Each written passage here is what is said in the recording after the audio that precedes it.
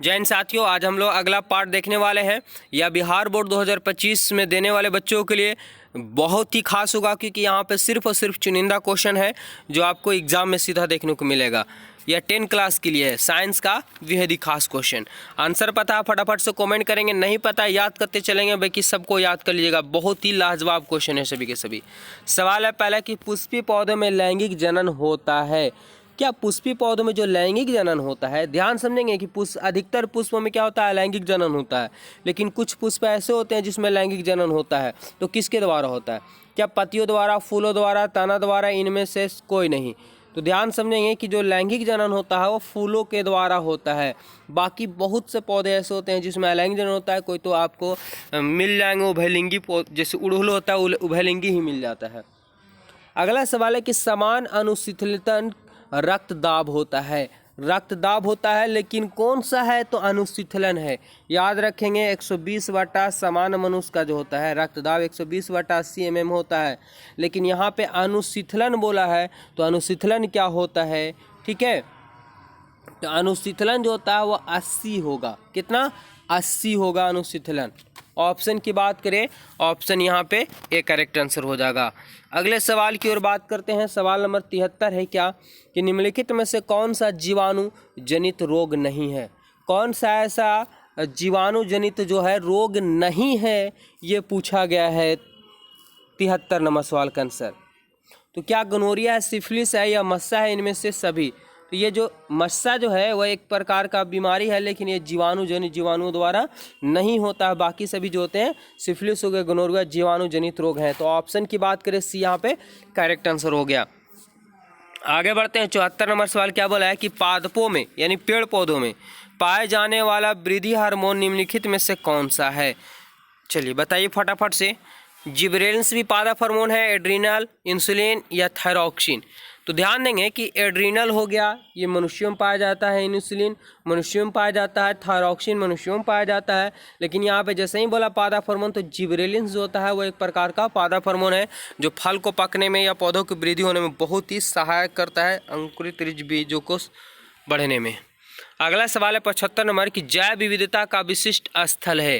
तो जैव विविधता का विशिष्ट स्थल क्या है? फसल क्षेत्र, नदी तट, समुद्र तट या वन? क्या होगा 75 नंबर सवाल का आंसर? तो ध्यान समझेंगे। जैव विविधता, विविधता मतलब होता है अंतर, ठीक है। जैव मतलब जो प्रकृति के द्वारा ही है।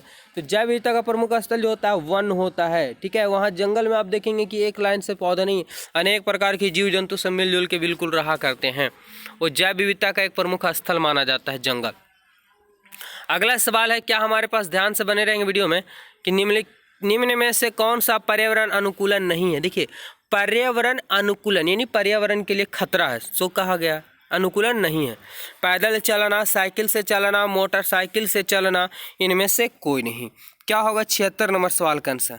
पैदल चलेंगे तो पर्यावरण के लिए कोई खतरा नहीं है, साइकिल से चलेंगे कोई प्रदूषण नहीं होगा, आपके शरीर के लिए भी सही है। लेकिन मोटरसाइकिल से चलेंगे तो क्या होता है, इसमें मोटरसाइकिल में धुआं निकलता है, ठीक है, जो जहरीली धुआएं गैस होती है, जो वही पर्यावरण के लिए क्या होता है, हानिकारक। तो पर्यावरण के लिए अनुकूलन नहीं है। Option C. अगला सवाल है कि मेरुरज्जु निकलता है। मेरुरज्जु मतलब कहाँ से निकलता है? क्या प्रमस्तिष्क से, अनुमस्तिष्क से, पान से या मेंडुला से? 77 नंबर सवाल का आंसर। तो ध्यान समझेंगे, ठीक है।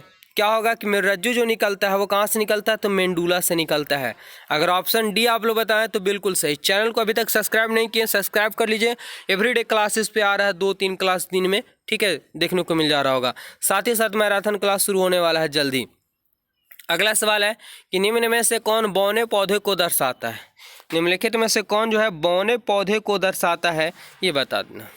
तो ध्यान समझेंगे कि बड़ा टी जो है वो बड़े पौधे को, लंबे पौधे को, और छोटा टी जो बौने पौधे को। लेकिन जब भी दर्शाया, संक्रमण किया जाता है तो इस रूप में लिखा जाता है, ठीक है। चलिए तो बताइए क्या होगा।